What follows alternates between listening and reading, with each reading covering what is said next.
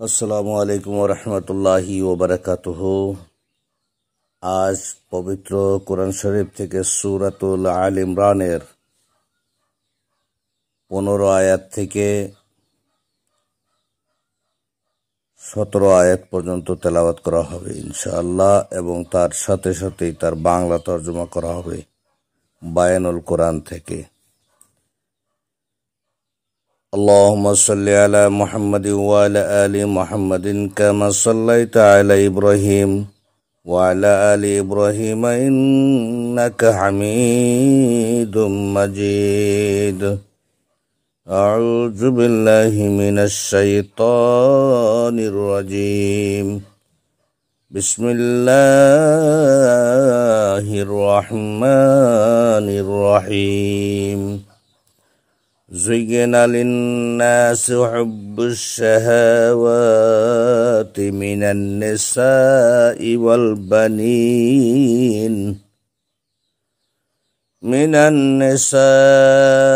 والبنين والقناطر المقنطرة من الذهب والفضة والخيل المسومة والأنعام والحرث، ذلك متاع الحياة الدنيا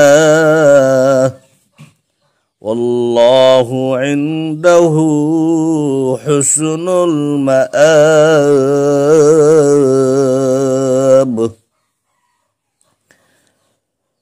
قل أنبئكم بخير من ذلكم للذين اتقوا عند ربهم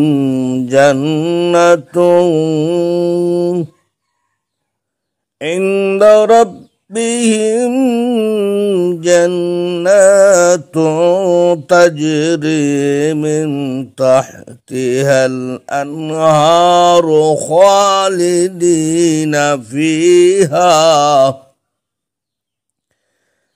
خالدين فيها وأزواج مطهرة ورضوان من الله والله بصير بالعباد. الذين يقولون ربنا إننا آمنا فاغفر لنا ذنوبنا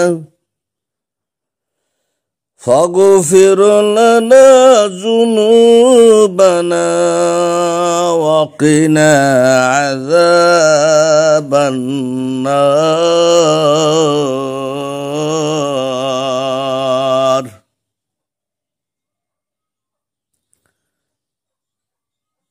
মানুষের জন্য সুশোভিত করা হয়েছে প্রবৃত্তির ভালোবাসা, নারী সন্তানাদি, রাশি রাশি সোনা রূপা, চিহ্নিত ঘোড়া, গবাদি পশু ও শস্যক্ষেত, এগুলো দুনিয়ার জীবনের ভোগ সামগ্রী, আর আল্লাহ তার নিকট রয়েছে উত্তম প্রত্যাবর্তন স্থল। বলো, আমি কি তোমাদেরকে এর চেয়ে উত্তম বস্তুর সংবাদ দেব? যারা তাকওয়া অর্জন করে তাদের জন্য রয়েছে তাদের রবের নিকট জান্নাত, যার তলদেশ দিয়ে প্রবাহিত হয় নহর সমূহ, সেখানে তারা স্থায়ী হবে। আর পবিত্র স্ত্রীগণ ও আল্লাহর পক্ষ থেকে সন্তুষ্টি, আর আল্লাহ বান্দাদের সম্পর্কে সম্যক দ্রষ্টা। যারা বলে, হে আমাদের রব, নিশ্চয় আমরা ঈমান আনলাম, অতএব আমাদের পাপ সমূহ ক্ষমা করে দাও এবং আমাদেরকে আগুনের আযাব থেকে রক্ষা করো। আসসালামু আলাইকুম ওয়া রাহমাতুল্লাহি ওয়া বারাকাতুহু।